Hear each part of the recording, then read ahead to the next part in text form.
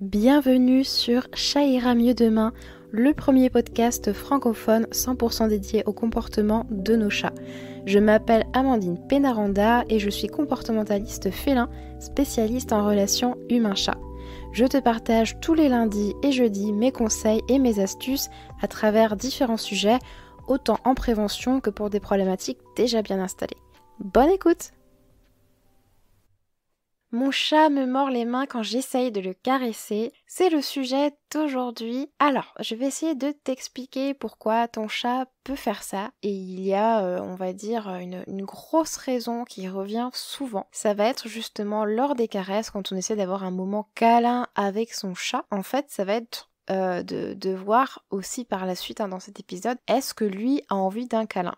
Toi, c'est ton truc, tu te dis, bah oui, il vient sur moi, il a peut-être envie de contact aussi, moi je veux bien lui faire une petite papouille. Sauf que d'un coup, il se met à te chiquer la main, peut-être très fort, ou ça peut s'apparenter juste à un petit pincement. Rien de bien méchant, mais c'est vrai que ça surprend et c'est pas forcément agréable.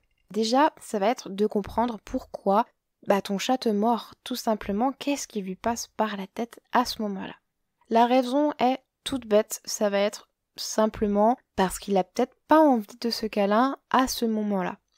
Est-ce que tu lui as demandé ? Ça, on va voir aussi. Il y a une petite technique que tu vas pouvoir mettre en place pour savoir tout simplement s'il a envie d'une petite gratouille ou pas du tout. Alors, si il te pince ou te mord la main, ça veut simplement te faire passer le message que c'est stop. Il n'a pas envie et malheureusement, tu n'as peut-être pas vu les signaux qu'il essayait de te montrer juste avant. Alors, les signaux, les fameux signaux avant, qu'est-ce que c'est ? Alors ça peut être les oreilles qui vont passer sur le côté, ça peut être le fait qu'il se lèche le bout du nez, ça peut être aussi le fait qu'il ait les pupilles dilatées, la queue qui fouette et qui tape fortement peut-être sur le canapé, sur un meuble, ça en général ça s'entend bien, le dos qui fait des petites vagues, voilà. Un mouvement de recul aussi, c'est vrai que ça va dépendre des chats.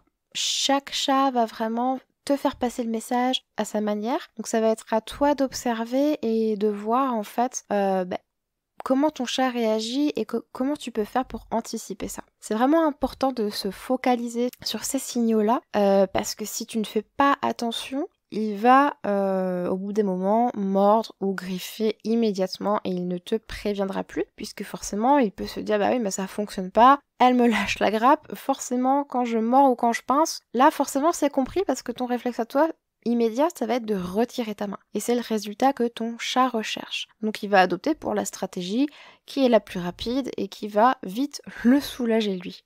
Comme ce que je te disais avant, il faut vraiment prendre ces premiers signaux en compte. Ensuite, si c'est trop tard, qu'il l'a pincé ou qu'il a mordu, comment on réagit ? Malheureusement, on ne peut pas en vouloir à notre chat, Enfin, malheureusement. On ne peut pas en vouloir à notre chat, entre guillemets, ça vient de nous, Il fallait apprendre, c'est vrai, à connaître les signaux de notre chat, son langage. Voilà, on a une espèce à la maison, on a un animal qu'on met entre quatre murs. Il faut apprendre à le connaître. Donc c'est vrai que lui hurler dessus, lui mettre une petite tape sur le nez, lui dire non, maintenant tu arrêtes, ou des choses comme ça, c'est contre-productif. À part l'effrayer ou autre, franchement ça va rien donner du tout. C'est vraiment à l'humain, donc à toi, de faire l'effort.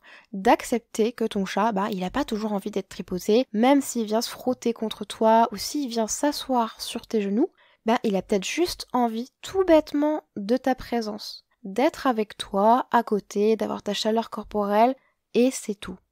Ensuite, l'autre facteur à prendre en compte, ça va être ses zones de caresse préférées. Alors, en général, ce qui fonctionne le mieux, c'est la tête, le cou, un petit peu sous le menton. Mais ça, c'est pareil, au niveau du dos, l'arrière-train un petit peu, les patounes et le ventre, ça va vraiment dépendre des chats. Moi, je sais que par exemple chez moi, Lilou, elle va tolérer sur le petit bidou quand elle a envie, quand elle est en phase de repos, tranquillement, mais vraiment une caresse légère type effleurage. Ninja va aimer être vraiment caressé presque partout, sauf les coussinets, mais quand il est contre moi, en pleine nuit ou tôt le matin, il aime bien venir se blottir, je le prends dans mes bras comme ça, comme un petit doudou quoi, et je lui gratouille un petit peu le ventre légèrement, je passe ma main comme ça et il adore.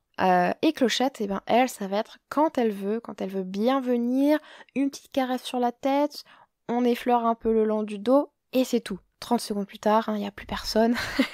Ça se rallonge un petit peu avec le temps, ouf. Mais c'est vrai que elle est pas très très câlin. Elle cherche plus les câlins avec Wendy, ma chienne. Donc voilà, bon, ça va vraiment dépendre. Donc c'est pour ça que je dis observation, observation. C'est vraiment super important. Aucun chat n'est pareil, il faut vraiment s'adapter.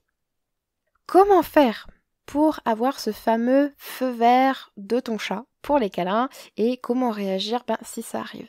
Ça, je te l'ai dit avant. Le truc ultime, c'est de ne pas le gronder. Ça sert à rien. Il va juste falloir intercepter les premiers signaux. Et si tu t'es fait penser un peu au mordre par après, bon, voilà, prendre sur soi, retirer ta main tranquillement, en douceur et ne plus y retourner, ne pas insister, attendre un petit peu. Et faire la fameuse technique de la main. Elle est moyennement connue, mais c'est vraiment un basique à savoir quand on a un chat, quand on va rencontrer des chats dans la rue ou quand on va chez des amis qui ont des chats. Le truc, ça va être de tendre sa main, un peu la paume fermée, et ensuite de le rapprocher de ton chat. Tout tranquillement, tout doucement. Il va sûrement renifler un petit peu. Et là, tu vas pouvoir observer. Alors, est-ce qu'après avoir reniflé, il approche encore un petit peu sa tête et se frotte de lui-même? Ça, on peut l'interpréter comme un oui. Ok, je veux bien. Ou, si tu le vois renifler un peu et se reculer ou détourner le regard, ça, clairement, c'est non. C'est j'ai pas envie. Il a ce mouvement de recul qui fait penser un peu à de la fuite. Il cherche à partir de la situation là qu'il est en train de vivre. Il ne veut pas. Donc là, il faut absolument pas le contraindre parce que ça va être pareil. Il va se dire mais elle a pas compris le message que je veux lui faire passer. Donc là, on va se heurter de nouveau à un problème et mettre des murs entre nous et notre chat. Et au contraire, c'est pas le but. Si il te dit oui pour la caresse parce qu'il renifle, il se frotte un peu, ça veut pas dire non plus qu'il faut faire une caresse de 3/4 d'heure, hein. On est d'accord. Là, ça va être pareil. Il y a les zones de caresse à savoir et il va y avoir le stop. Un chat peut dire oui à la petite gratouille, mais est-ce que ça va être 30 secondes? Est-ce que ça va être une bonne minute? Est-ce que ça va être 10 longues minutes? Ou est-ce qu'il va être open, allez, une demi-heure, c'est tranquillou, moi j'adore, je demande que ça. Voilà, ça va être à toi aussi de jauger. Donc voilà, j'espère que ces petites astuces t'ont aidé. En tout cas, c'est rien de méchant. Si tu as un doute, n'hésite pas à demander avis à ton vétérinaire. Si tu vois que ton chat a souvent quand même ce comportement alors que peut-être il ne l'avait pas avant, il est peut-être un petit peu irritable en ce moment, comme nous quand on est malade, parce qu'il a peut-être une pathologie, il y a peut-être quelque chose qui se cache là-dessous, et plus ton chat va avancer en âge, et plus il va être sensible, surtout au niveau du bas du dos et des pattes arrière. Donc là, il va falloir faire attention et faire un check-up chez le vétérinaire. Une fois par an, c'est pas mal, et pour les vieux chats, vraiment 2 fois par an, je te conseille ça pour voir s'ils n'ont pas d'arthrose, histoire que tu fasses pas des caresses aussi trop appuyées qui pourraient lui provoquer des douleurs.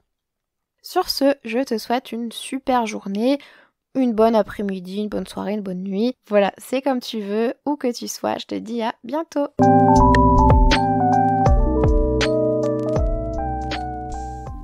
Voilà, c'est tout pour aujourd'hui. J'espère que tu as pu apprendre de nouvelles choses afin d'avoir une meilleure compréhension de ton chat.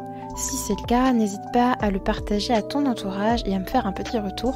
Ça me fera très plaisir. Et en plus, ça me permettra d'augmenter dans les classements et de me donner encore plus de motivation pour t'offrir toujours le meilleur contenu et les meilleurs conseils.